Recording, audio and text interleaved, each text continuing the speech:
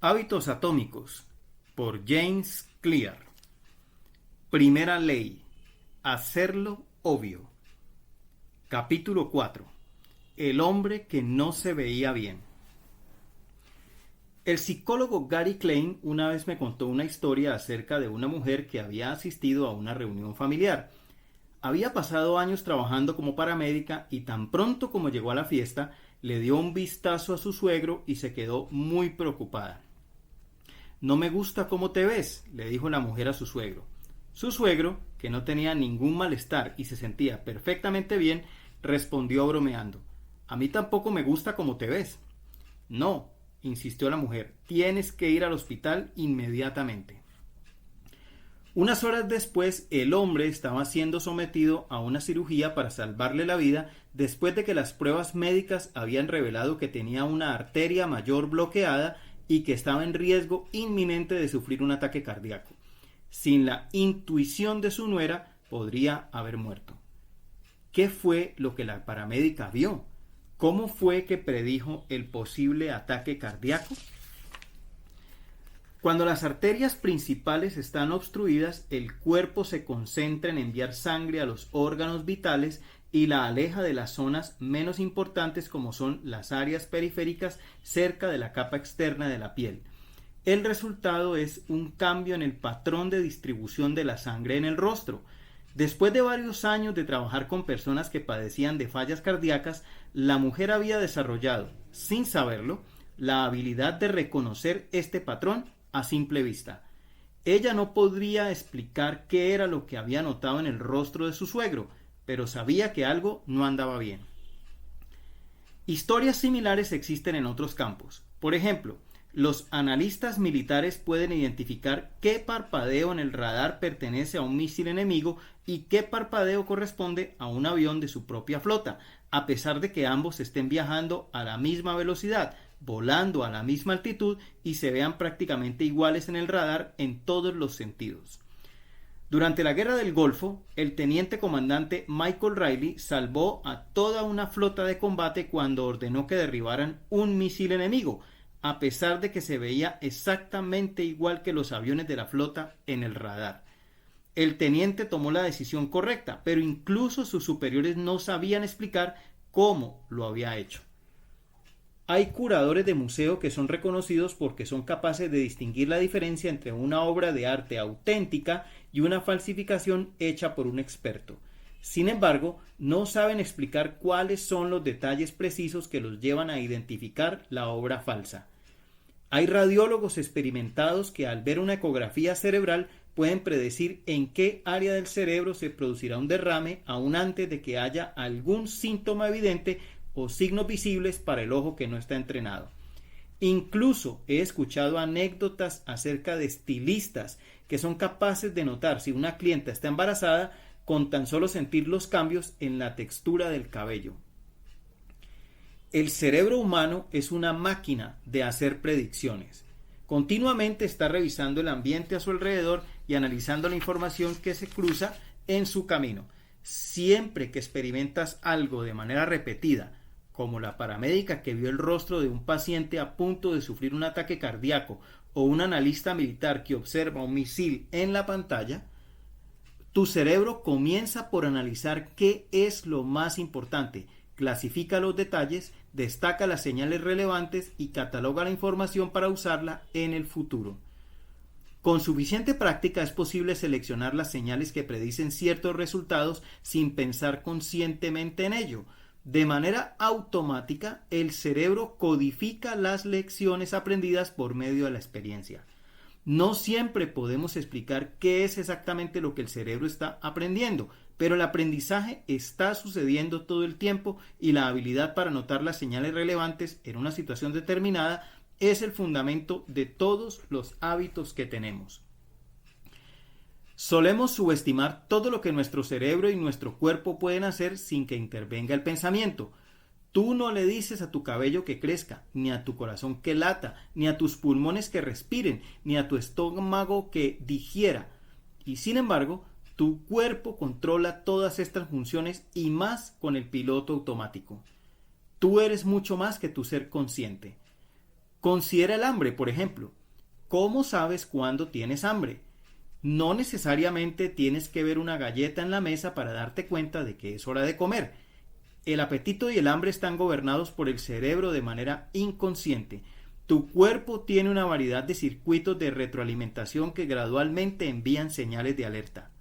Cuando es el momento de comer otra vez, al tiempo que siguen la pista de lo que sucede a tu alrededor y dentro de ti. El anhelo puede iniciarse gracias a las hormonas y los químicos que circulan a través de tu cuerpo. De pronto sientes hambre, aunque no estés seguro de qué fue lo que provocó la sensación. Esta es una de las más sorprendentes características de nuestros hábitos. No tienes que estar consciente de la señal para que el hábito comience. Puedes advertir una oportunidad y comenzar a actuar sin dedicarle un momento de atención consciente al hecho. Esto es lo que hace que los hábitos sean útiles. Esta característica también hace que los hábitos sean peligrosos. Conforme los hábitos se forman, tus acciones quedan supeditadas a la dirección de tu mente inconsciente y automática. Caes en patrones antiguos antes de que te des cuenta de lo que está pasando. A menos de que alguien te lo señale, puede que no te des cuenta de que te cubres la boca con la mano cada vez que te ríes, de que te disculpas antes de hacer una pregunta o de que tienes el hábito de completar la última parte de las oraciones de las personas con las que hablas. Y entre más repites estos patrones de conducta, es menos probable que te llegues a preguntar qué estás haciendo y por qué lo estás haciendo. Una vez escuché una anécdota acerca de un vendedor de una tienda departamental que había sido instruido para que destruyera con unas tijeras las tarjetas de regalo de los clientes una vez que hubieran gastado todo el saldo. En una ocasión, el vendedor atendió a varios clientes que pagaron sucesivamente con tarjetas de regalo. Cuando atendió al siguiente cliente, el vendedor pasó por la máquina la tarjeta de crédito con la que le pagó, tomó las tijeras y la cortó en dos, totalmente en automático, sin siquiera voltear a ver al cliente que lo miraba azorado. Otra mujer a la que conocí durante mi investigación había sido maestra de jardín de niños que cambió de profesión y había comenzado a trabajar para una corporación. A pesar de que ya estaba trabajando con adultos, sus antiguos hábitos seguían apareciendo y sin darse cuenta les preguntaba a sus colegas si se habían lavado las manos después de ir al baño. También di con la historia de un hombre que había pasado años trabajando como salvavidas y que de cuando en cuando gritaba «¡Camina!» cuando veía a un niño corriendo. Con el tiempo, las señales que desencadenan nuestros hábitos se vuelven tan comunes que son esencialmente invisibles. Las golosinas en el aparador de la cocina, el control del televisor junto al sillón, el teléfono en el bolsillo. Nuestras respuestas a estas señales están tan profundamente codificadas en nuestro cerebro que puede parecer que la urgencia de actuar surge de la nada. Por esta razón debemos comenzar el proceso de cambio de conductas con plena conciencia. Antes de que podamos construir nuevos hábitos de manera efectiva, necesitamos tener nuestros hábitos actuales bajo control. Esto puede ser más desafiante de lo que aparenta porque una vez que un hábito está firmemente enraizado en nuestra vida, por lo regular es inconsciente y automático. Si un hábito permanece inconsciente, no puedes esperar cambiarlo para mejorar. Como el psicólogo Carl Gustav Jung decía, mientras no logres transformar lo inconsciente en consciente, lo inconsciente guiará tu vida y tú lo llamarás destino. El registro de los hábitos. El sistema de trenes japonés es reconocido como uno de los mejores del mundo. Si alguna vez viajas en un tren en Tokio, te darás cuenta de que los conductores tienen un hábito peculiar. Durante el trayecto del tren, los conductores siguen un ritual que consiste en señalar diferentes objetos y decir en voz alta diversas instrucciones.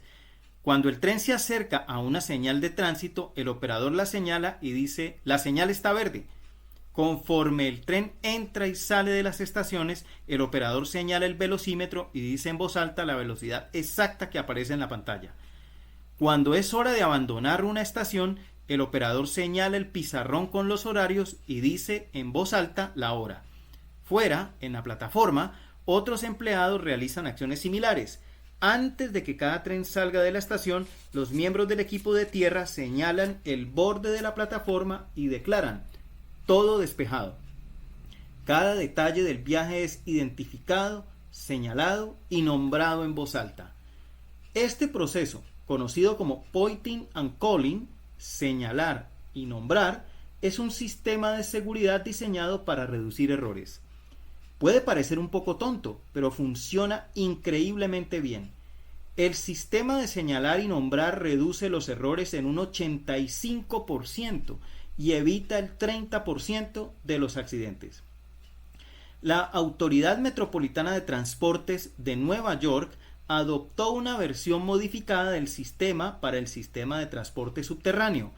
Aunque esta versión consiste únicamente en señalar los problemas, 2 años después de su implementación, los incidentes de trenes que atracaban incorrectamente disminuyeron en un 57%. El sistema de señalar y nombrar es tan efectivo porque convierte un hábito inconsciente en consciente. Debido a que los conductores están obligados a usar sus ojos, sus manos, su boca y sus oídos, tienen más posibilidades de advertir los problemas antes de que algo salga mal. Mi esposa hace algo similar. Siempre que nos estamos preparando para salir de viaje, ella nombra en voz alta los artículos más esenciales de su lista de viaje. Tengo mis llaves, tengo mi cartera, tengo mis lentes, tengo a mi esposo. Entre más automática se vuelve una conducta, hay menos probabilidades de que pienses en ella de manera consciente. Y cuando hemos hecho algo miles de veces antes, empezamos a dejar de fijarnos en los detalles. Asumimos que la siguiente ocasión todo va a funcionar igual que lo hizo antes. Estamos tan acostumbrados a hacer lo que siempre hemos hecho que no nos detenemos a preguntarnos si lo que estamos haciendo es lo correcto. Muchos de los fracasos de nuestro desempeño se pueden atribuir a la falta de autoconciencia. Uno de nuestros grandes retos al cambiar nuestros hábitos es mantenernos conscientes de lo que estamos haciendo. Esto nos ayuda a explicar por qué las consecuencias de los malos hábitos pueden colarse tan fácilmente. Necesitamos aplicar en nuestra vida cotidiana un sistema de señalar y nombrar. Ese es el origen del registro de hábitos, el cual es un sencillo ejercicio que puedes usar para estar más consciente de tus conductas habituales. Para crear tu propio registro, haz una lista de tus hábitos diarios. Aquí hay un ejemplo de cómo empezar tu lista. Despertar, apagar la alarma, revisar mi teléfono, ir al baño, pesarme, bañarme, lavarme los dientes, usar el hilo dental, ponerme desodorante, colgar la toalla para que se seque, vestirme, prepararme una taza de té y así sucesivamente. Una vez que tengas la lista completa, analiza cada conducta y pregúntate si se trata de un buen hábito, de un mal hábito o de un hábito neutral. Si es un buen hábito, escribe junto un signo de más. Si es un mal hábito, escribe junto un signo de menos. Si es un hábito neutral, escribe un signo de igual. Por ejemplo, la lista anterior quedaría así. Despertar, igual. Apagar la alarma, igual. Revisar mi teléfono, menos. Ir al baño, igual. Pesarme, más. Bañarme, más. Lavarme los dientes, más.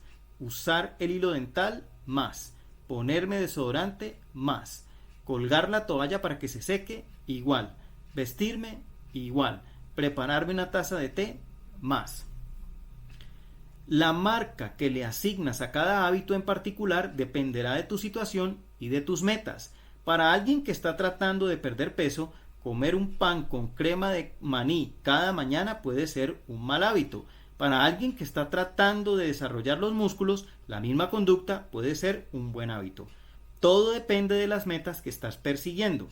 Registrar tus hábitos puede ser un poco más complejo por otra razón.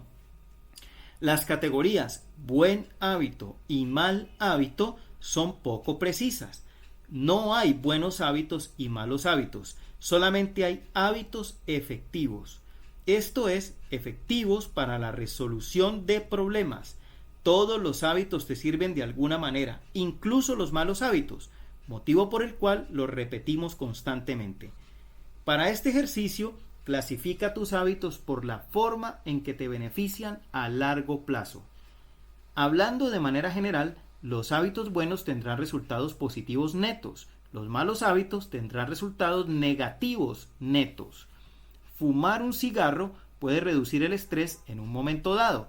Esa es la forma en que el hábito le sirve a quien fuma, pero no se trata de una conducta saludable a largo plazo. Si todavía tienes problemas para determinar cómo clasificar un hábito en particular, estas son las preguntas que debes hacerte. ¿Esta conducta me ayuda a convertirme en la persona que quiero llegar a ser? ¿Este hábito es un punto a favor o en contra de mi identidad deseada? Los hábitos que refuerzan tu identidad deseada son usualmente buenos. Los hábitos que entran en conflicto con tu identidad deseada, por lo regular, son malos.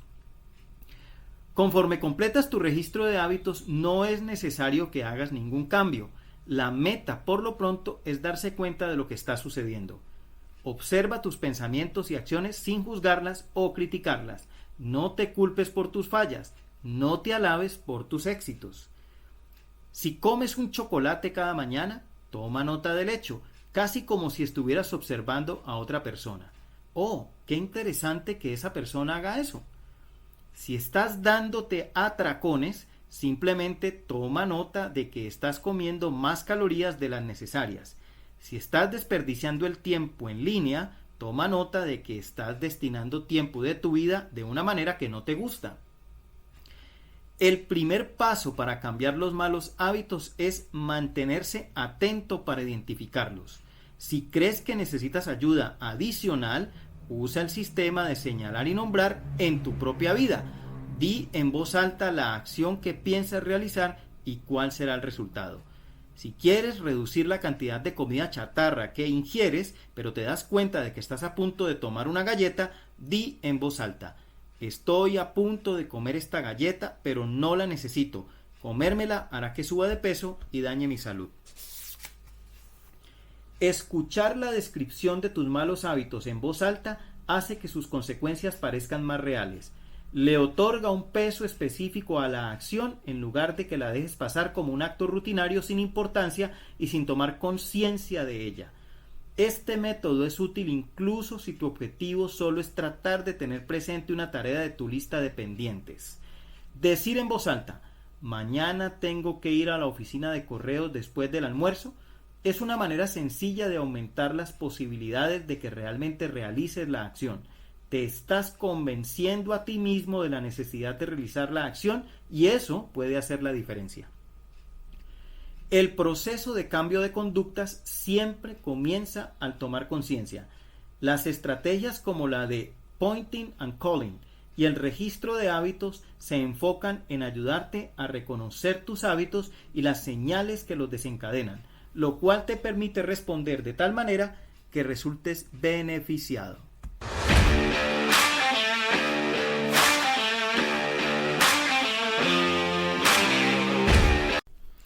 Capítulo 5.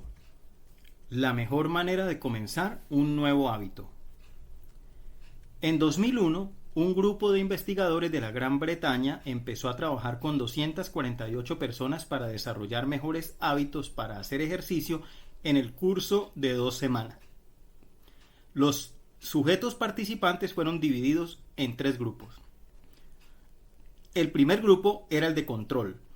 A las personas en este grupo simplemente les pidieron que llevaran un registro de qué tan seguido hacían ejercicio durante el periodo de prueba. El segundo grupo era el motivado.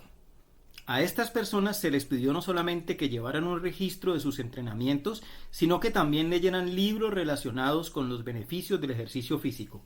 Los investigadores también les explicaron la manera en que el ejercicio contribuía a reducir el riesgo de enfermedad coronaria y a mejorar la salud cardíaca. Finalmente, llegamos al tercer grupo. Los participantes de este grupo recibieron la misma presentación acerca del riesgo de enfermedad coronaria que el segundo grupo, lo cual garantizaba que ambos grupos tuvieran niveles de motivación equivalentes. Sin embargo, a este tercer grupo se les pidió que formulara un plan que incluyera los días y horas en que harían ejercicio durante las siguientes semanas. Para ser más específicos, todos los miembros del tercer grupo tenían que completar una oración como la siguiente: Durante la siguiente semana voy a realizar al menos 20 minutos de ejercicio vigoroso el día, a las hora, en lugar. En los dos primeros grupos, un promedio de 35 a 38% de las personas hicieron ejercicio al menos durante la primera semana. Es interesante notar que la presentación motivacional que se impartió al segundo grupo no pareció tener un impacto significativo en su conducta. El 91% de las personas del tercer grupo hicieron ejercicio por lo menos una vez por semana. Esto equivale a más del doble del índice normal. La oración que completaron es lo que los investigadores llaman intención de implementación, lo cual consiste en un plan que se establece de antemano para definir cuándo y dónde se va a actuar. Es decir, cómo intentas implementar un hábito en particular. Las señales que pueden desencadenar un hábito se presentan de diversas maneras. La sensación de tu teléfono vibrando en tu bolsillo, el olor de las galletas con chispas de chocolate, el sonido de la sirena de una ambulancia. Pero las señales más comunes son el tiempo y el lugar. Las intenciones de implementación apalancan estas dos señales. De manera general, el formato para crear una intención de implementación es: cuando la situación X se presenta, yo voy a realizar la respuesta Y. Cientos de estudios han demostrado que las intenciones de implementación son efectivas para apegarnos a nuestras metas, ya sea que pongas por escrito la hora y la fecha exactas en que te vas a aplicar la vacuna contra la influenza, o que registres la fecha de tu próxima cita para realizarte una colonoscopia. Las intenciones de implementación aumentan las probabilidades de que las personas se apeguen a hábitos como reciclar, estudiar, dormirse temprano y dejar de fumar. Los investigadores han descubierto que incluso la asistencia a las urnas se incrementa cuando la gente es forzada a crear intenciones de implementación, contestando preguntas como: ¿qué ruta planea usar para acudir a la casilla de votación? ¿A qué hora planea ir a votar? ¿Qué autobús tomará para llegar ahí? Otros programas gubernamentales exitosos han motivado a los ciudadanos a establecer un plan específico para enviar sus declaraciones de impuestos a tiempo. También se ha utilizado el sistema para dirigir el pago de multas de tráfico atrasadas. El concepto central está claro.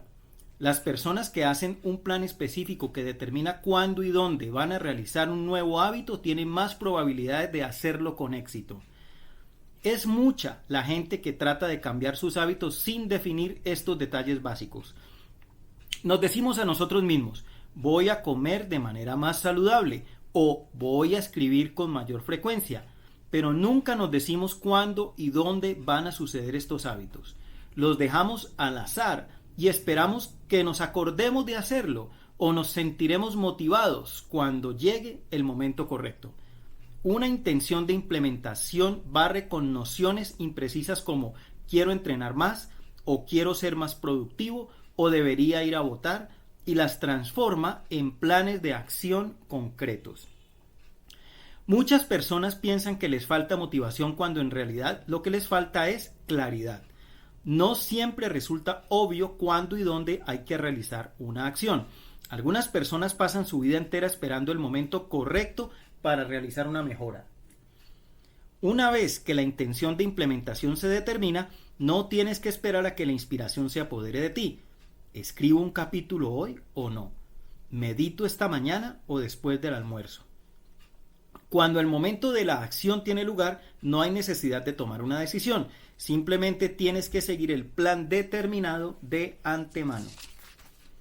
La manera sencilla de aplicar esta estrategia a tus hábitos consiste en completar la siguiente oración: yo haré, conducta, a las, tiempo, en, lugar. Meditación: yo meditaré durante 1 minuto a las 7 de la mañana en mi cocina. Estudio: yo estudiaré español durante 20 minutos a las 6 de la tarde en mi recámara. Ejercicio: yo haré ejercicio durante 1 hora a las 5 de la tarde en el gimnasio de mi barrio. Matrimonio: Yo le prepararé una taza de té a mi esposa a las 8 de la mañana en la cocina. Si no estás seguro de cuándo iniciar tu hábito, intenta hacerlo el primer día de la semana, del mes o del año. La mayoría de la gente prefiere iniciar el cambio durante esos días porque la esperanza alcanza los niveles más altos. Si tenemos esperanza, tenemos una razón para realizar una acción. Un nuevo comienzo siempre resulta motivante. Existe otro beneficio de las intenciones de implementación. El ser específico acerca de lo que quieres y cómo vas a obtenerlo te ayuda a decir no a las cosas que te desvían del progreso, que distraen tu atención y que te sacan de curso. Con frecuencia decimos que sí a pequeñas peticiones porque no tenemos claridad suficiente acerca de lo que deberíamos estar haciendo en su lugar. Cuando tus sueños son vagos, es fácil racionalizar excusas insignificantes todo el día que evitan que logres dedicar suficiente tiempo a las cosas que necesitas hacer para alcanzar el éxito. Dale a tus hábitos un tiempo y un lugar para habitar en este mundo. La meta es lograr que el tiempo y el lugar sean tan obvios que después de repetir los hábitos un suficiente número de veces, sientas la urgencia de hacerlo correcto en el momento correcto, a pesar de que no puedas explicar por qué lo haces. Como afirmaba el escritor Jason Zweig, obviamente nunca empezarás a entrenar sin que medie un pensamiento consciente, pero al igual que un perro que comienza a salivar cuando oye una campana, tal vez en algún momento comiences a sentirte nervioso cerca del momento en que te toca entrenar. Hay muchas maneras de usar las intenciones de implementación en tu vida y tu trabajo. Mi enfoque favorito es uno que aprendí del profesor de Stanford, B.J. Fogg, y consiste en una estrategia a la que llamo acumulación de hábitos. Acumulación de hábitos. Un sencillo plan para superar tus hábitos. El filósofo francés Denis Diderot vivió toda su vida en la pobreza, pero todo cambió un día de 1765. La hija de Diderot estaba a punto de casarse y él no tenía dinero para pagar la boda. A pesar de su falta de fortuna, Diderot era bien conocido por su papel como cofundador y escritor de la Enciclopédie, una de las más exhaustivas enciclopedias de su tiempo. Cuando Catalina la Grande, la emperatriz de Rusia, se enteró de los problemas financieros de Diderot, su corazón se apiadó de él. Catalina era una amante de los libros y había disfrutado enormemente de la enciclopedia de Diderot. Se ofreció a comprar su biblioteca personal por 1,000 libras, unos $16,000 actuales. De pronto Diderot tuvo dinero para gastar en grande. Con su nueva riqueza, no solo pagó la boda de su hija, sino que también compró una bata de terciopelo escarlata para él. La bata escarlata era hermosa, tan hermosa, de hecho, que Diderot inmediatamente se dio cuenta de cuán fuera de lugar se veía rodeada por el resto de sus humildes posesiones. Diderot escribió que no había ni coordinación, ni unidad, ni belleza entre su elegante bata y el resto de sus cosas. Diderot pronto comenzó a sentir la urgencia de mejorar sus posesiones. Reemplazó el tapete por uno de damasco, decoró su casa con caras esculturas, compró un espejo para colocarlo sobre la chimenea y una mejor mesa para la cocina. Hizo a un lado su antigua silla y la sustituyó por un sillón de piel. Como piezas de dominó, una nueva adquisición siguió a la anterior. El comportamiento de Diderot no es poco común. De hecho, la tendencia a realizar una compra detrás de otra lleva su nombre: efecto Diderot. El efecto Diderot sostiene que obtener una posesión con frecuencia crea una espiral de consumo que conduce a realizar compras adicionales. Puedes observar este patrón en todas partes. Te compras un vestido y enseguida tienes que comprarte unos zapatos a juego y unos aretes que le vayan bien. Compras un nuevo sofá y enseguida cuestionas el diseño de la sala entera. Le compras un juguete a tu hijo y de pronto te encuentras comprando todos los accesorios que lo acompañan. Es una auténtica reacción en cadena de las compras. Muchos comportamientos humanos siguen este ciclo. Es común que decidas lo que tienes que hacer con base en la acción que apenas acabas de terminar.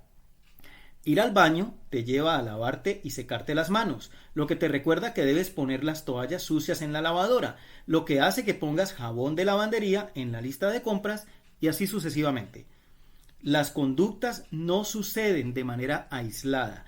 Cada acción se convierte en la señal que desencadena la siguiente conducta. ¿Por qué es importante todo esto? Cuando se trata de desarrollar nuevos hábitos, puedes usar esta interconexión entre conductas a tu favor. Una de las mejores maneras de desarrollar un nuevo hábito consiste en identificar un hábito que ya realizas diariamente para luego colocar tu nuevo hábito sobre el anterior. Esto se llama acumulación de hábitos. La acumulación de hábitos es una forma especial de la intención de implementación. En lugar de relacionar tu nuevo hábito con un tiempo y un lugar determinados, lo relacionas con un hábito que ya practicas regularmente. Este método, que fue creado por B.J. Fogg como parte de su programa llamado Pequeños Hábitos, puede usarse para diseñar una señal obvia para prácticamente cualquier nuevo hábito. La fórmula de la estrategia de acumulación de hábitos es: después de hábito actual, yo haré nuevo hábito. Por ejemplo, meditación. Después de servirme mi café cada mañana, voy a meditar durante 1 minuto. Ejercicio. Después de quitarme los zapatos de trabajo, inmediatamente me pondré los tenis para hacer ejercicio. Gratitud. Después de sentarme a cenar, mencionaré algo que sucedió ese día y por lo que estoy muy agradecido. Matrimonio. Después de acostarme por la noche, le daré un beso a mi esposa. Seguridad. Después de ponerme mis tenis para correr, enviaré un mensaje de texto a un amigo o familiar para avisar dónde voy a correr y cuánto tiempo tardaré en regresar. La clave consiste en vincular la nueva conducta deseada con un hábito que ya realizas diariamente. Una vez que domines esta estructura básica, podrás empezar a crear conjuntos más grandes al encadenar varios hábitos. Esto te permite tomar ventaja del ímpetu natural que se da cuando una conducta lleva a la siguiente, una versión positiva del efecto Diderot. Tu rutina de acumulación de hábitos de cada mañana podría verse así. 1. Después de tomar mi taza de café, meditaré durante 60 segundos. 2. Después de meditar por 60 segundos, prepararé mi agenda para ese día. 3. Después de preparar mi agenda para ese día, comenzaré inmediatamente a realizar la primera tarea de la lista. Considera la siguiente acumulación de hábitos como un ejemplo para la tarde. 1. Después de comer, pondré mi plato directamente en el lavavajillas. 2. Después de recoger los trastes que usé, inmediatamente limpiaré la mesa. 3. Después de limpiar la mesa, dejaré preparada mi taza de café para la mañana siguiente. También es posible insertar nuevas conductas en medio de una cadena de hábitos ya establecida. Por ejemplo, puede ser que tu rutina de la mañana sea algo semejante a esto: despertar, tender la cama, bañarte. Digamos que quieres desarrollar el hábito de leer más cada noche. Puedes expandir tu cadena de hábitos e intentar algo como esto: despertar, tender la cama, colocar un libro sobre la almohada, bañarte.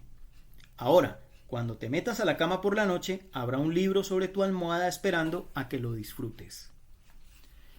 Sobre todo, la acumulación de hábitos te permite crear una serie de reglas sencillas que guiarán tu comportamiento futuro. Es como si siempre tuvieras un plan de juego para determinar qué acción debes seguir a continuación. Una vez que te sientas cómodo con este enfoque, podrás desarrollar cadenas de hábitos que te guíen en cualquier situación que la requiera. Ejercicio. Cuando vea unas escaleras, las usaré en lugar de usar el elevador. Habilidades sociales. Cuando llegue a una fiesta, me presentaré con alguien a quien no conozca. Finanzas. Cuando tenga intención de comprar algo que cueste más de $100, esperaré y lo pensaré durante 24 horas antes de realizar la compra. Alimentación saludable. Cuando me sirva una comida, siempre voy a poner vegetales en mi plato antes que otra cosa. Minimalismo. Cuando compre un artículo nuevo, me desharé de algo que ya tenga. Entra uno, sale uno. Buen humor. Cuando suene mi teléfono, respiraré profundamente y sonreiré antes de contestar. Descuidos. Cuando me vaya de un lugar público, revisaré la mesa y las sillas para asegurarme de que no estoy olvidando algo. Sin importar cómo uses la estrategia, el secreto de crear una cadena de hábitos exitosa consiste en seleccionar la señal apropiada para desencadenar el proceso. Al contrario de la intención de implementación, que específicamente establece el tiempo y lugar para una conducta determinada, la acumulación de hábitos tiene implícitos el tiempo y el lugar. Dónde y cuándo insertes un nuevo hábito en tu rutina diaria pueden marcar una gran diferencia. Si estás tratando de añadir meditación a tu rutina de la mañana, pero las mañanas son caóticas y tus hijos se la pasan corriendo en la habitación, entonces quizá no sea muy buena idea realizar esta acción durante ese momento. Considera cuándo puedes realizarla de manera exitosa. No te pidas a ti mismo realizar un hábito cuando sabes que estarás ocupado realizando otra cosa al mismo tiempo. Tu señal también debe tener la misma frecuencia que tu hábito deseado. Si quieres realizar un hábito todos los días, pero lo colocas en una cadena de hábitos que solamente realizas los lunes, no será una buena opción. Una manera de encontrar el detonante apropiado para tu cadena de hábitos consiste en realizar una lluvia de ideas para hacer una lista de tus hábitos actuales. Puedes usar tu registro de hábitos del capítulo anterior como un punto de partida. Alternativamente, puedes crear una lista de 2 columnas. En la primera columna, escribe todos los hábitos que realizas diariamente sin fallar. Por ejemplo, te levantas de la cama, te bañas, te cepillas los dientes, te preparas una taza de café, desayunas, llevas a los niños a la escuela, empiezas a trabajar, comes el almuerzo, terminas tu día de trabajo, te quitas la ropa de trabajo, te sientas a cenar, apagas las luces, te metes en la cama. Por supuesto, tu lista puede ser mucho más larga, pero esto te da una idea. En la segunda columna de la tabla, escribe todas las cosas que suceden cada día sin fallar. Por ejemplo, el sol sale, llega un mensaje de texto a tu celular, la canción que estás escuchando termina, el sol se pone. Armado con estas 2 listas, puedes comenzar a buscar el mejor lugar para integrar tu nuevo hábito dentro de tu estilo de vida. La acumulación de hábitos trabaja mejor cuando la señal es altamente específica y se puede poner en acción de inmediato. Mucha gente selecciona señales que son demasiado vagas. Yo mismo cometí ese error. Cuando quise comenzar el hábito de hacer lagartijas diariamente, mi cadena de hábitos era: cuando tome un descanso para almorzar, haré 10 lagartijas. A primera vista, esto sonaba razonable, pero pronto me di cuenta de que la señal desencadenante era poco clara. ¿Haría las lagartijas antes de comer el almuerzo? ¿Después de comerlo? ¿Dónde haría las lagartijas?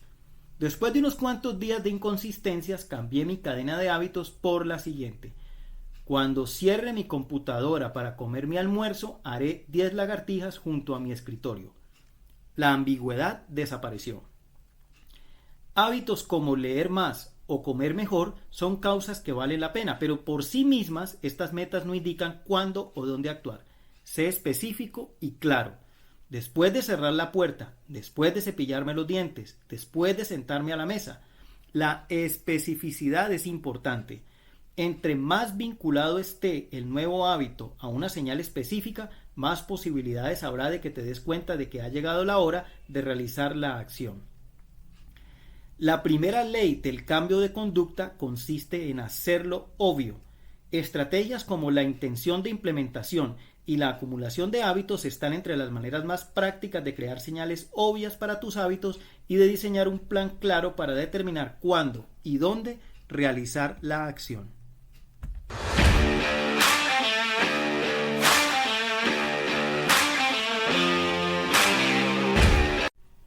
Capítulo 6. La motivación está sobrevalorada. El ambiente a menudo es más importante. Anne Thorndike, doctora de cuidados primarios en el Hospital General de Massachusetts en Boston, tuvo una idea genial. Ella creía que podía mejorar los hábitos alimenticios de miles de miembros del equipo del hospital, así como de los visitantes, sin tratar de alterar su fuerza de voluntad o motivación en lo más mínimo. De hecho, No planeaba hablar con ellos para nada. Thorndike y sus colegas diseñaron un estudio de 6 meses para cambiar la forma en que se ofrecían los productos en la cafetería del hospital. El equipo comenzó por cambiar la forma en que las bebidas estaban distribuidas en la cafetería. Originalmente, los refrigeradores que se encontraban junto a la caja registradora solo estaban llenos con refrescos. Los investigadores añadieron botellas de agua como una opción adicional en cada uno de los refrigeradores. Adicionalmente, colocaron canastas con botellas de agua en varios lugares de la habitación.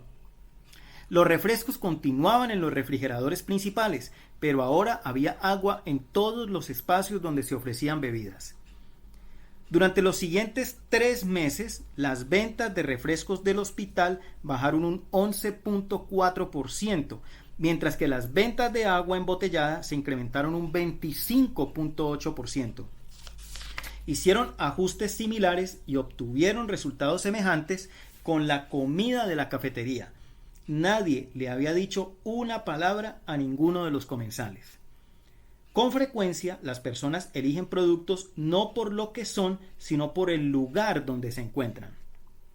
Si entro a la cocina y veo un plato de galletas en la mesa, seguramente tomaré una docena y empezaré a comérmelas, incluso si no había pensado en ellas anteriormente y a pesar de que no tenga hambre. Si la mesa compartida en la oficina está siempre llena de panecillos y donas, será difícil no tomar una de vez en cuando. Tus hábitos cambian dependiendo de la habitación en la que te encuentres y las señales que están frente a ti. El ambiente es la mano invisible que moldea el comportamiento humano.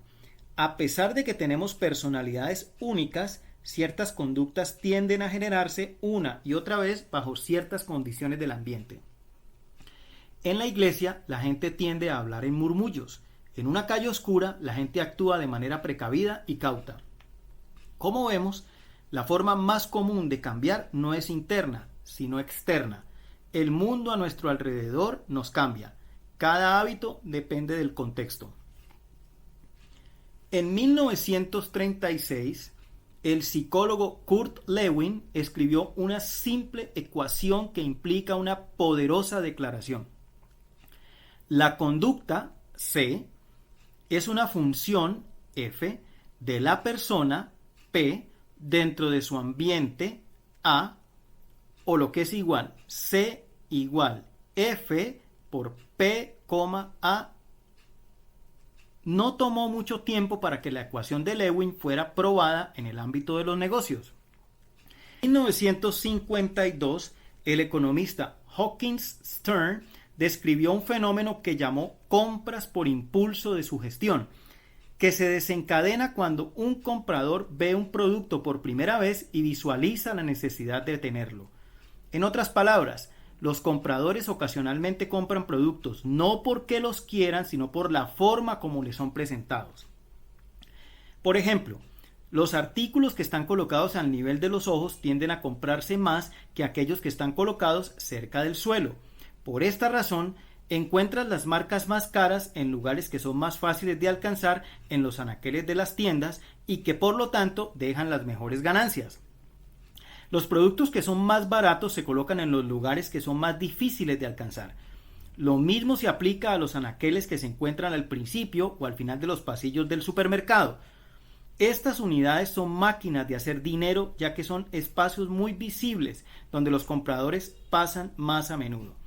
Por ejemplo, 45% de las ventas de Coca-Cola proviene específicamente de los anaqueles colocados al principio de los pasillos.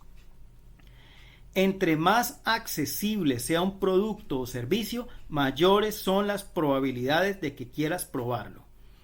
Las personas beben Bud Light porque la encuentran en todos los bares y visitan Starbucks porque hay una sucursal en cada esquina. Nos gusta pensar que tenemos el control. Si elegimos agua en lugar de refresco, asumimos que fue porque quisimos hacerlo. La verdad, sin embargo, es que muchas de nuestras acciones diarias son moldeadas no por decisiones conscientes y con un propósito definido, sino porque son las opciones más obvias y accesibles. Cada ser viviente tiene sus propios métodos para percibir y entender el mundo. Las águilas tienen una extraordinaria visión de larga distancia. Las serpientes pueden oler mediante un sistema para probar el aire con sus sensibles lenguas. Los tiburones pueden detectar pequeñas cargas eléctricas y vibraciones en el agua producidas por peces cercanos. Incluso las bacterias tienen receptores químicos, pequeñas células sensoriales que les permiten detectar químicos tóxicos en su ambiente. En los humanos, la percepción es dirigida por el sistema nervioso sensorial. Percibimos el mundo mediante la vista, el sonido, el olfato, el tacto y el gusto, pero tenemos otros medios de sentir los estímulos externos. Algunos son conscientes, pero muchos son inconscientes. Por ejemplo, podemos darnos cuenta de que la temperatura baja antes de una tormenta, o sentir cómo el dolor comienza a surgir en nuestras entrañas cuando estamos enfermos del estómago, o cuando perdemos el equilibrio al caminar por un terreno rocoso. Los receptores de nuestro cuerpo recogen una gran variedad de estímulos internos, por ejemplo, la cantidad de sal en nuestra sangre o la necesidad de beber cuando tenemos sed. Sin embargo, en los humanos la más poderosa habilidad sensorial es la vista. El cuerpo humano tiene un promedio de 11 millones de receptores sensoriales. Aproximadamente 10 millones de ellos están dedicados a la vista. Algunos expertos estiman que la mitad de los recursos del cerebro son usados para ver. Dado el hecho de que dependemos más de la vista que de cualquier otro sentido, no debería sorprendernos que las señales visuales sean el mayor catalizador de nuestro comportamiento. Por esta razón, un pequeño cambio en lo que ves puede conducir a un enorme cambio en lo que haces. Como resultado, puedes imaginar lo importante que es vivir y trabajar en ambientes que están colmados de señales productivas y son carentes de señales improductivas. Afortunadamente, hay buenas noticias al respecto. Tú no estás condenado a ser una víctima de tu ambiente. Al contrario, puedes constituirte como arquitecto de tu propio ambiente. ¿Cómo diseñar un ambiente que te conduzca al éxito? Durante la crisis energética y el embargo de petróleo en los años 70, investigadores holandeses comenzaron a prestar cuidadosa atención al uso energético de su país. En un suburbio cercano a Ámsterdam, descubrieron que algunos colonos usaban 30% menos energía que sus vecinos, a pesar de que las casas eran de tamaño similar y pagaban lo mismo por la energía eléctrica. Resultó ser que las casas en este suburbio eran casi idénticas, excepto por una característica: el lugar donde estaba colocado el medidor de electricidad. Algunas casas lo tenían instalado en el sótano, otros lo tenían instalado en el pasillo del piso principal. Como quizá ya adivinaste, las casas que tenían los medidores en el pasillo principal usaban menos electricidad. Como podían observar su medidor con frecuencia y el uso de energía era evidente y fácil de seguir, la gente cambiaba su conducta y usaba menos electricidad. Todos los hábitos se inician con una señal y somos más proclives a notar las señales que destacan. Desafortunadamente, los ambientes en los que vivimos y trabajamos no contienen señales obvias que desencadenen conductas positivas. Por el contrario, parecen facilitar el no seguir ciertas conductas. Es fácil no tocar guitarra cuando está escondida en el closet. Es fácil no leer un libro cuando la biblioteca está en el rincón más alejado del cuarto de huéspedes. Es fácil no tomar tus vitaminas cuando están fuera de la vista dentro de la alacena. Cuando las señales que desencadenan un hábito son sutiles o están escondidas, son fáciles de ignorar. En comparación, cuando creamos señales visuales muy evidentes, podemos atraer nuestra atención hacia el desarrollo de un hábito deseado. Al principio de los años 90, el equipo de limpieza del aeropuerto de Schiphol en Ámsterdam instaló una pequeña calcomanía que parecía una mosca junto al centro de cada orinal. Aparentemente, cuando los hombres se paraban frente a orinal, trataban de darle a lo que pensaban que era un insecto. Las calcomanías hicieron que se dirigieran al centro del orinal, lo que reducía significativamente la cantidad de salpicaduras alrededor del mismo. Un análisis posterior reveló que las calcomanías redujeron el costo de limpieza de los baños en un 8% cada año. Yo mismo he experimentado el poder de las señales evidentes en mi propia vida. Hasta hace poco solía comprar manzanas y cuando llegaba de la tienda las ponía en el cajón de verduras en la parte baja del refrigerador. Entonces me olvidaba de ellas. Para cuando recordaba que estaban allí, las manzanas ya se habían echado a perder. Como nunca las veía, nunca me las comía. En algún momento decidí seguir mi propio consejo y rediseñé mi ambiente. Compré un frutero grande y lo coloqué en el centro de la mesa de la cocina. La próxima vez que compré manzanas fue ahí donde las coloqué, justo donde podía verlas fácilmente. Como por arte de magia, empecé a comer algunas manzanas cada día simplemente porque ahora eran evidentes en lugar de estar escondidas fuera de mi vista. Aquí hay algunas maneras de rediseñar tu ambiente y hacer señales para que tus hábitos de preferencia se vuelvan más obvios. Si quieres recordar que tienes que tomar una medicina cada noche, coloca el frasco de píldoras justo a un lado del lavamanos. Si quieres tocar guitarra más a menudo, coloca tu guitarra en el centro de la sala de estar. Si quieres enviar notas de agradecimiento con más frecuencia, mantén un paquete de papelería para tal fin en tu escritorio. Si quieres beber más agua, llena varias botellas cada mañana y colócalas en lugares visibles dentro de tu hogar. Si quieres que un hábito sea una gran parte de tu vida, convierte la señal en una gran parte de tu ambiente. Las conductas más perdurables generalmente tienen múltiples señales. Considera, por ejemplo, de cuántas diferentes maneras un fumador puede ser tentado a sacar un cigarrillo. Manejar en su auto, ver a un amigo fumar, sentirse estresado en el trabajo y así sucesivamente. La misma estrategia puede emplearse para los hábitos buenos. Al esparcir diversas señales a tu alrededor, incrementas las probabilidades de pensar en tu hábito durante el día. Asegúrate de tener en cuenta que la mejor opción es la más obvia. Tomar una buena decisión es sencillo y natural cuando las señales para los buenos hábitos están justo frente a ti. El diseño del ambiente es poderoso, no solo porque influye en la forma en que nos relacionamos con el mundo, sino también porque raramente lo hacemos. La mayoría de la gente vive en un mundo que otros han creado para ellos, pero tú puedes alterar los espacios donde vives y trabajas para incrementar tu exposición a las señales positivas y reducir tu exposición a las señales negativas. El diseño de ambientes te permite tomar el control y volverte el arquitecto de tu vida. Sé el diseñador de tu mundo y no solamente un consumidor dentro de él. El contexto es la señal. Las señales que desencadenan un hábito pueden empezar de manera muy específica, pero con el tiempo tus hábitos se asocian no solo con un disparador, sino con todo el contexto que rodea a ese hábito. Por ejemplo, mucha gente bebe más en situaciones sociales que cuando se encuentra sola. El disparador en este caso no es una señal aislada, por el contrario, se trata de toda una situación. Ver a tus amigos pedir tragos, escuchar la música en el bar, ver las cervezas en el aparador. Mentalmente asignamos nuestros hábitos a los sitios en donde tienen lugar: la casa, la oficina, el gimnasio. Cada sitio desarrolla conexiones con ciertos hábitos y rutinas. Tú estableces una relación particular con los objetos de tu escritorio, los objetos que colocas en la mesa de la cocina, las cosas que tienes en tu habitación. Una conducta no se define por los objetos en el ambiente, sino por la clase de relación que establecemos con ellos. De hecho, esta es una manera útil de pensar acerca de la influencia del ambiente en nuestro comportamiento.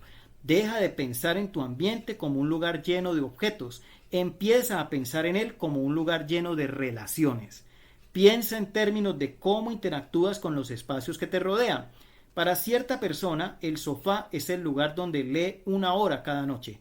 Para otra persona, el sofá es el lugar donde ve la televisión y come helado después del trabajo. Diferentes personas pueden tener diferentes recuerdos y por lo tanto diferentes hábitos asociados al mismo objeto. ¿Cuáles son las buenas noticias?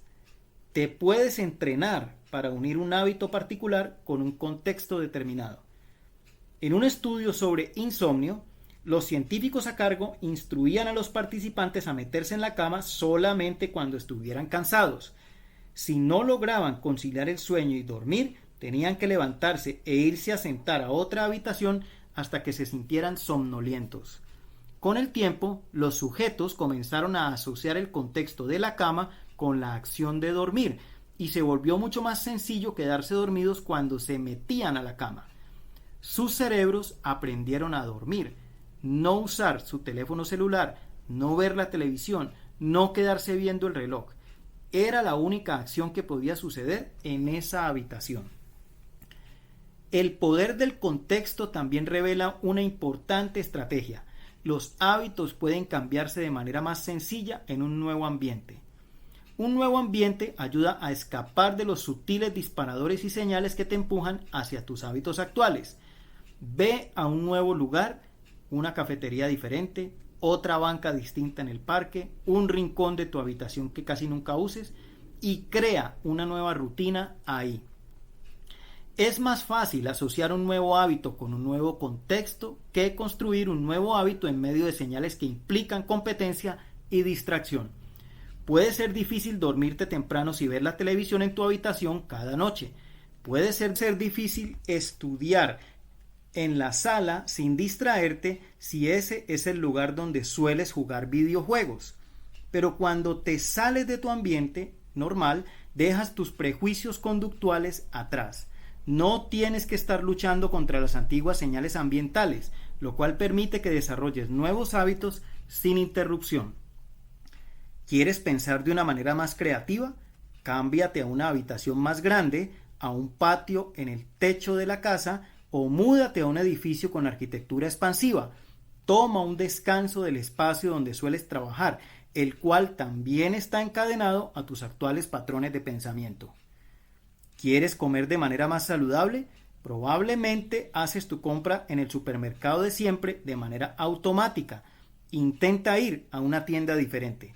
Probablemente te será más fácil dejar de comprar comida chatarra gracias a que tu cerebro no sabe de manera automática dónde está colocada.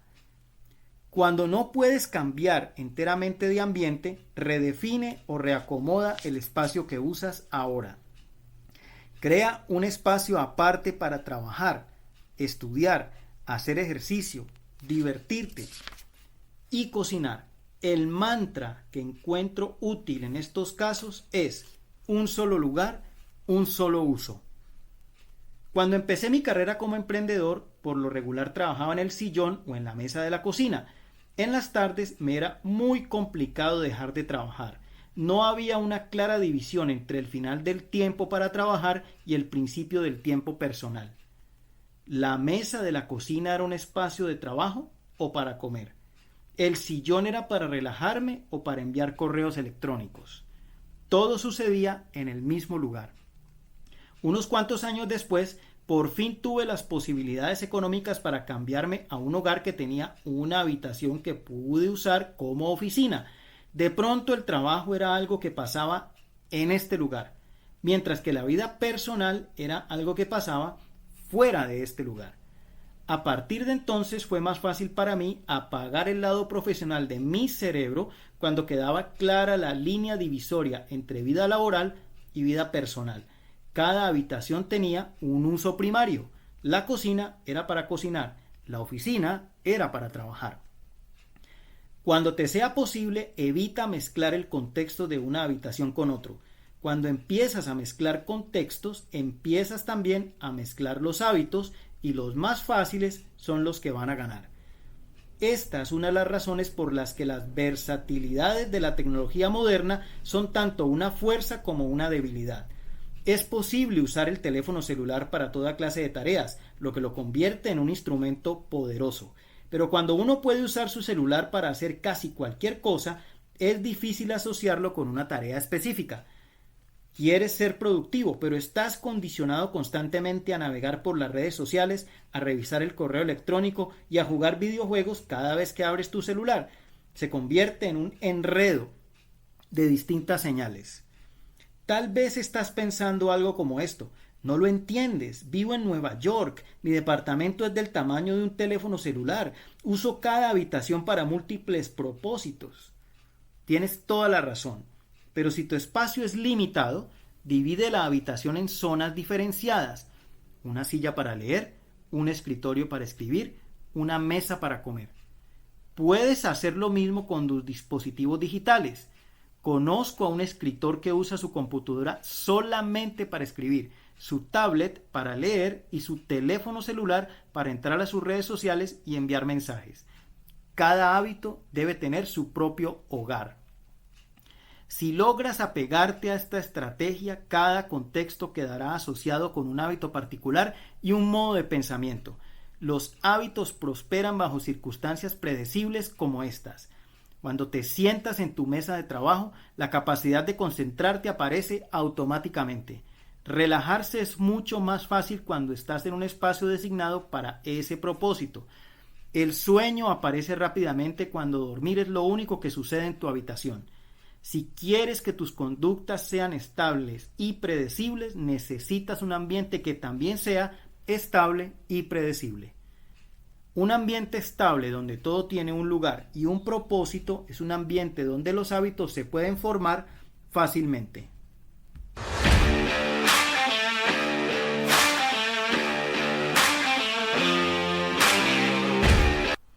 Capítulo 7.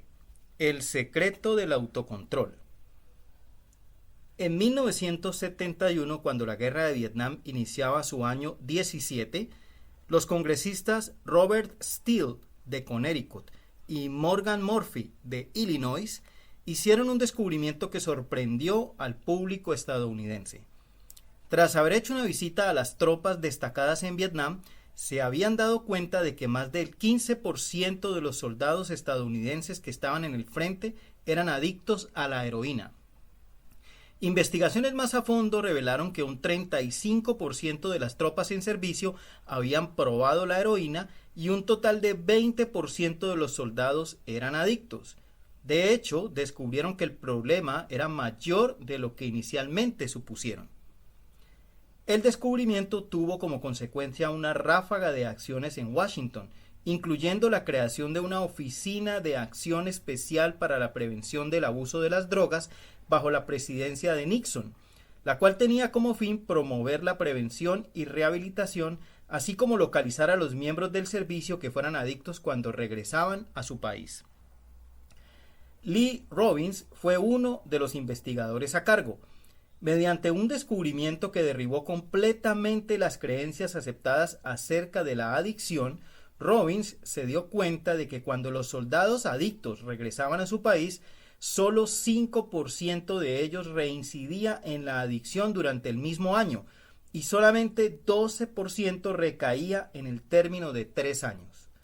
En otras palabras, aproximadamente 9 de cada 10 soldados que habían sido adictos a la heroína en Vietnam eliminaron su adicción prácticamente de la noche a la mañana. Este hallazgo contradecía la visión prevaleciente en aquella época, que consideraba la adicción a la heroína como una condición permanente e irreversible. Por el contrario, Robbins reveló que las adicciones podían disolverse espontáneamente si ocurría un cambio radical en el ambiente. En Vietnam, los soldados pasaban todo el día rodeados de señales que desencadenaban el uso de la heroína. Era muy fácil conseguirla, se mantenían atrapados dentro del constante estrés de la guerra, construían relaciones de amistad con otros soldados que también usaban heroína y se encontraban a miles de kilómetros de distancia de sus hogares. Una vez que un soldado regresaba a los Estados Unidos, se encontraba en un ambiente que carecía de esos disparadores. Cuando el contexto cambiaba, también cambiaba el hábito. Compara esta situación con la de cualquier adicto típico. La persona se hace adicta en casa o con amigos. Después va a una clínica a desintoxicarse. La clínica carece de las señales ambientales que estimulan su hábito. Luego regresa a su antiguo vecindario donde encuentra todas las señales que previamente causaron su adicción. No es sorpresa encontrarse con estadísticas que son exactamente opuestas a las del estudio de Vietnam. Por lo regular, un 90% de los usuarios de heroína sufren recaídas una vez que regresan a casa después de haber ido a un centro de rehabilitación. Los estudios de Vietnam van en contra de la mayoría de las creencias culturales acerca de los malos hábitos porque desafía la creencia convencional que asocia una conducta poco saludable con una debilidad moral. Si tienes sobrepeso, si eres fumador o adicto, seguramente te habrán dicho durante toda la vida que aquello se debe a tu falta de autocontrol. Quizá incluso te han dicho que eres una mala persona. La idea de que un poco de disciplina resolvería todos tus problemas está profundamente enraizada en nuestra cultura. Investigaciones recientes, sin embargo, muestran algo distinto. Cuando los científicos analizan a las personas que aparentemente tienen un enorme autocontrol, resulta que esos individuos no son para nada distintos a las personas que tienen que luchar por autocontrolarse. Por el contrario, las personas disciplinadas, comillas, son mejores para estructurar sus vidas de tal forma que no requieren un poder de voluntad y un autocontrol heroicos. En otras palabras, pasan menos tiempo en situaciones que son tentadoras. Las personas con el mejor autocontrol son las que, por lo regular, menos tienen que usarlo. Es más fácil poner en práctica tu autodominio cuando no tienes que usarlo muy frecuentemente. Así que, efectivamente, la perseverancia, el valor y la fuerza de voluntad son esenciales para el éxito, pero la manera de mejorar estas cualidades no consiste en desear ser una persona más disciplinada, sino en crear un ambiente más disciplinado. Esta idea contradictoria adquiere más sentido una vez que entiendes lo que sucede cuando un hábito se forma en el cerebro. Un hábito que se ha codificado en la mente está listo para ser usado en cualquier momento que una situación relevante se presenta. Cuando Patty Olwell, una terapeuta de Austin, Texas, empezó a fumar, frecuentemente encendía un cigarro cuando montaba a caballo con una amiga. Finalmente consiguió dejar de fumar y lo evitó por años. También había dejado de montar. Décadas después se subió a un caballo nuevamente y se dio cuenta de que anhelaba un cigarro por primera vez en muchos años. Las señales aún estaban internalizadas, pero simplemente ella no se había expuesto a esas señales durante muchos años. Una vez que un hábito se ha codificado, la urgencia de actuar aparece siempre que las señales del ambiente se presentan de nuevo. Esta es una de las razones por las que las técnicas para cambiar de conducta fracasan. Avergonzar a las personas obesas con presentaciones de pérdida de peso puede provocarles tensión. Como resultado, muchas personas retornan a su estrategia favorita para afrontar los problemas: comer en exceso. Mostrar a fumadores imágenes de pulmones ennegrecidos conduce a mayores niveles de ansiedad, lo cual tiene como consecuencia que muchas personas fumen. Si no tienes cuidado con las señales, puedes estar causando el comportamiento que quieres eliminar. Los malos hábitos son autocatalíticos. El proceso se alimenta a sí mismo. Acogen los sentimientos que quieren adormecer. Te sientes mal, así que comes comida chatarra. Como comes comida chatarra, te sientes mal. Ver la televisión te hace sentir perezoso, así que ves aún más televisión porque no tienes la energía de hacer nada más. Preocuparte por tu salud te hace sentir ansioso, lo cual provoca que fumes por ansiedad, lo cual hace que tu salud se deteriore aún más y pronto te sientas más ansioso. Es una espiral en descenso, un tren de malos hábitos.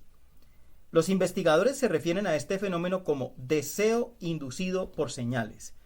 Un disparador externo causa un anhelo compulsivo de repetir un mal hábito.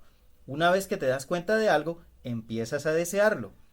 Este proceso está sucediendo todo el tiempo, muchas veces sin que nos demos cuenta. Los científicos han descubierto que mostrar a los adictos una imagen de la cocaína durante solamente 33 microsegundos estimula el deseo de alcanzar la recompensa en el cerebro. Esta velocidad es demasiado rápida para que el cerebro pueda registrarla conscientemente. Los adictos no logran siquiera decir lo que acaban de ver. Sin embargo, desean la droga de todas maneras. La frase clave es: puedes eliminar un hábito, pero probablemente no lograrás olvidarlo. Una vez que los canales mentales de un hábito se han grabado en tu cerebro, es casi imposible borrarlos del todo, aun cuando no se usen durante mucho tiempo. Y eso significa que solo resistir la tentación no es una estrategia muy efectiva. Es muy complicado mantener una actitud zen en una vida llena de distracciones. Requiere mucha energía. A corto plazo puedes ceder ante el poder de la tentación. A largo plazo nos convertimos en un producto del ambiente dentro del que vivimos. Para ponerlo en términos claros, nunca he visto a nadie apegarse de manera consistente a unos hábitos positivos en un ambiente negativo. Un enfoque más confiable consiste en eliminar malos hábitos desde su origen. Uno de los métodos más prácticos para eliminar un hábito negativo es reducir la exposición a la señal que lo causa. Si no consigues avanzar en tu trabajo, deja tu teléfono celular en otra habitación por unas horas. Si constantemente sientes que no vales lo suficiente, deja de seguir redes sociales que desencadenan los celos y la envidia. Si estás desperdiciando mucho tiempo viendo la televisión, mueve la televisión fuera de la habitación. Si estás gastando mucho dinero en aparatos electrónicos, deja de leer reseñas que presentan las novedades tecnológicas. Si estás jugando muchos videojuegos, desconecta la consola y ponla dentro de un closet después de usarla. Esta práctica en realidad es la primera ley del cambio de conducta invertida. En lugar de hacerlo obvio, debes hacerlo invisible. Suele sorprenderme lo efectivo que ciertos cambios sencillos pueden ser. Elimina tan solo una señal y el hábito completo se desvanece. El autocontrol es una estrategia a corto plazo, no sirve a largo plazo. Puedes controlarte y resistir la tentación una o dos veces, pero es poco probable que siempre puedas dominar tu fuerza de voluntad para dominar tus deseos. En lugar de convocar una nueva dosis de fuerza de voluntad cada vez que quieras hacer lo correcto, lo mejor es usar tu energía en optimizar tu ambiente. Este es el secreto del autocontrol. Convierte las señales de tus buenos hábitos en algo evidente y notorio y vuelve invisibles tus malos hábitos. ¿Cómo crear buenos hábitos? Resumen de la primera ley. 1. Llena el registro de hábitos. Escribe tus hábitos actuales y hazte consciente de ellos. 2. Usa la estrategia de intención de implementación. Yo haré conducta, a, hora, en, lugar. 3. Usa la estrategia de acumulación de hábitos. Después de hábito actual, yo haré nuevo hábito. 4. Diseña tu ambiente. Vuelve evidentes y obvias las señales de los hábitos positivos. Primera ley, hacerlo obvio. ¿Cómo eliminar malos hábitos? Inversión de la primera ley. 1. Reduce la exposición. Elimina de tu ambiente las señales que causan tus hábitos negativos. Inversión de la primera ley, hacerlo invisible.